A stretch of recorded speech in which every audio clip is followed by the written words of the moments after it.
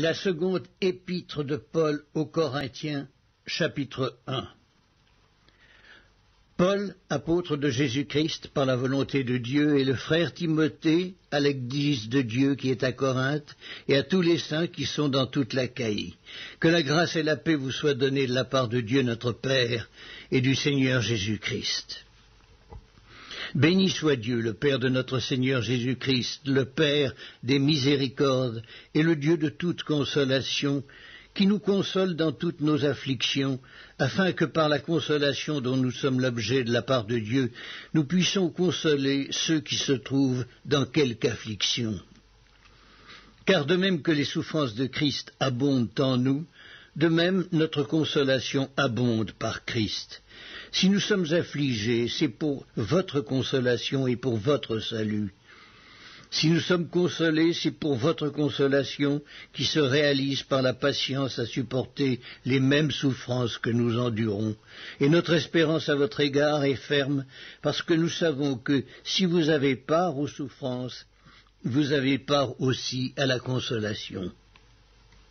Nous ne voulons pas, en effet, vous laisser ignorer, frères, au sujet de la tribulation qui nous est survenue en Asie, que nous avons été excessivement accablés au-delà de nos forces, de telle sorte que nous désespérions même de conserver la vie. Et nous regardions comme certains notre arrêt de mort, afin de ne pas placer notre confiance en nous-mêmes, mais de la placer en Dieu, qui ressuscite les morts.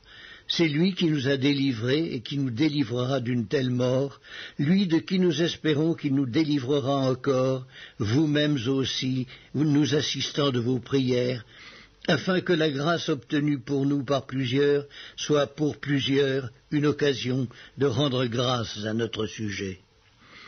Car ce qui fait notre gloire, c'est ce témoignage de notre conscience, que nous nous sommes conduits dans le monde et surtout à votre égard, avec sainteté et pureté devant Dieu, non point avec une sagesse charnelle, mais avec la grâce de Dieu.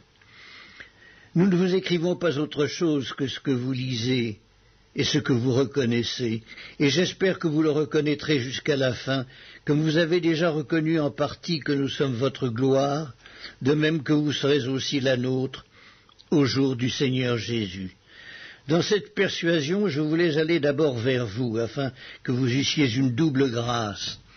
Je voulais passer chez vous pour me rendre en Macédoine, puis revenir de la Macédoine chez vous, et vous m'auriez fait accompagner en Judée. Est-ce que, en voulant cela, j'ai donc usé de légèreté ? Ou bien mes résolutions sont-elles des résolutions selon la chair, de sorte qu'il y ait en moi le oui et le non ? Aussi vrai que Dieu est fidèle, la parole que nous vous avons adressée n'a pas été oui et non. Car le Fils de Dieu, Jésus-Christ, qui a été prêché par nous au milieu de vous, par moi et par Sylvain et par Timothée, n'a pas été oui et non, mais c'est oui qui a été en lui, car pour ce qui concerne toutes les promesses de Dieu, c'est en lui qu'est le oui. C'est pourquoi encore l'amen par lui est prononcé par nous à la gloire de Dieu.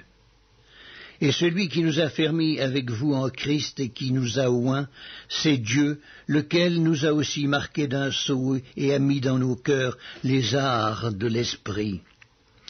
Or, je prends Dieu à témoin sur mon âme que c'est pour vous épargner que je ne suis plus allé à Corinthe. Non pas que nous dominions sur votre foi, mais nous contribuons à votre joie, car vous êtes fermes dans la foi.